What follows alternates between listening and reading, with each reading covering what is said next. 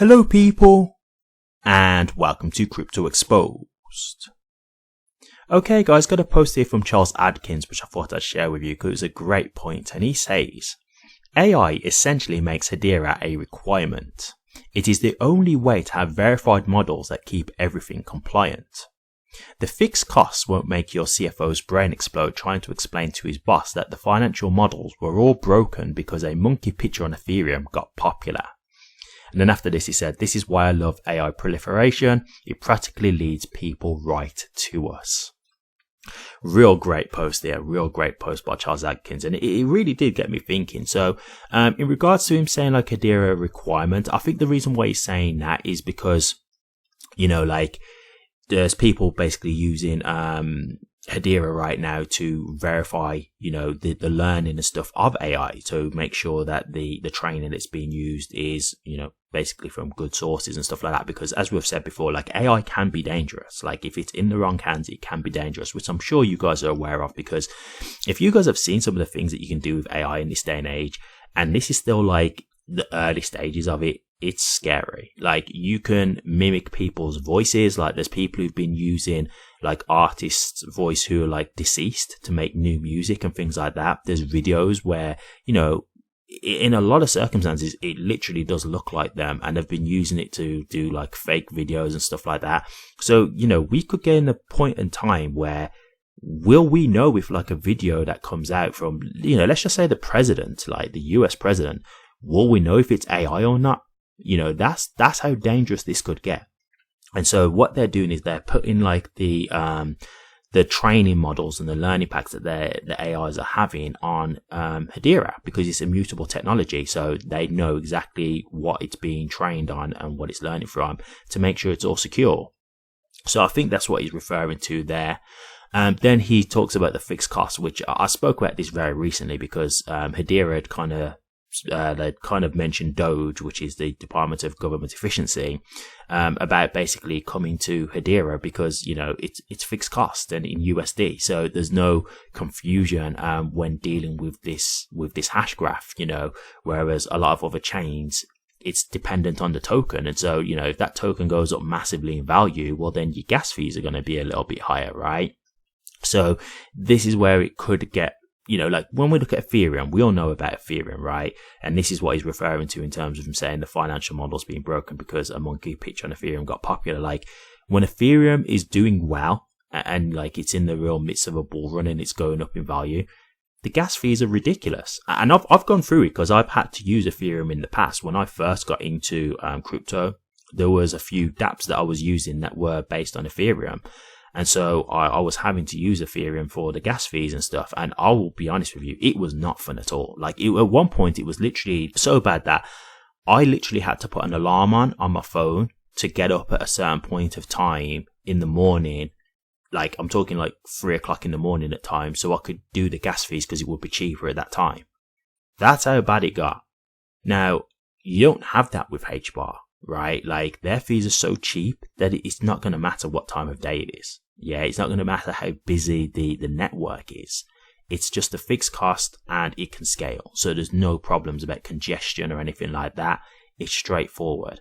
And yeah, this is definitely one of the attractive reasons why I've said before, I don't think Ethereum will stay in the number 2 spot forever. I just don't. Because when it comes to it being used in terms of utility, it's not great. And that's the same for Bitcoin. I respect Bitcoin a lot because it was the very first cryptocurrency, but technology wise, it's just inferior because it was the first one. And I don't know why people can't just acknowledge that. Like that's not a bad thing. It's just, hey, this was the very first cryptocurrency that came out. So it was very basic at the time. And now since then, there's been a lot of improvements on this technology. And so now you have tokens like HBAR and others that can do many more things because they've improved upon the original technology. That's how this works. Like you can look at things like computers, laptops, phones, all these different things, the internet, you know, all these things have improved from what it originally started out on, right? And so this is just like the natural evolution of things when it comes to technology. So, I don't know why Bitcoin maxis get so offended when you say things like this. It's just the truth. And that's not a bad thing. It's just the truth. But yes, like, this is why I'm saying, like, what Charles Adkins is saying here, like, as he said, like, AI proliferation can pretty much just drive people directly to them. So this could lead to, Hedera getting a lot more clientele. Like, it really could. So I just thought this was a really good point. And, with how big I think AI will be in the near future, like, we're seeing it already, right? Like, we can see how promising AI is going to be.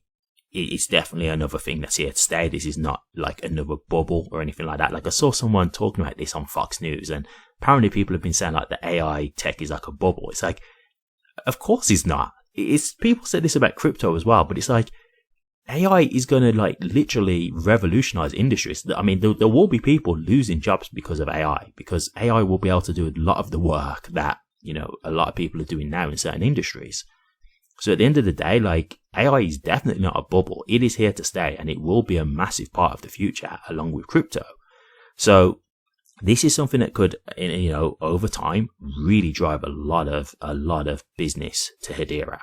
So, I just thought I'd share this with you because I found it really interesting. But I think he makes a really great point. And again, as I say, like, the whole thing that he mentioned about Ethereum, yeah, like, this is why I don't see Ethereum staying around in the number 2 spot long term, because it's slow, it's congested, it's expensive. Like, yeah, it's great because it's had like that first mover advantage. It was the second cryptocurrency. I don't think it was the second cryptocurrency in existence, because I think that was XRP, but I think it was the third.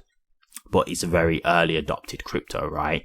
And so, you've got that early mover advantage. But when people start to realize, hey, like, Ethereum's really expensive and it's really slow, do you know what I mean? And it gets congested a lot, which means, a lot of transactions fail.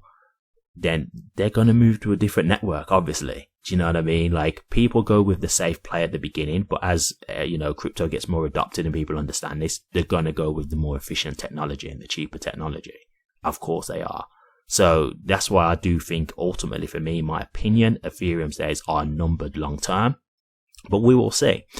But yes, I think this is a great point by Charles Adkins. We will see what this does. But yeah, I do think this opens the door for a lot of potential with Hedera. So definitely something to keep an eye on. But yeah, I just thought I'd share this with you because I thought it was a great point. Thank you very much for watching this. Please remember to like, comment, and subscribe. And hit that bell. Take care.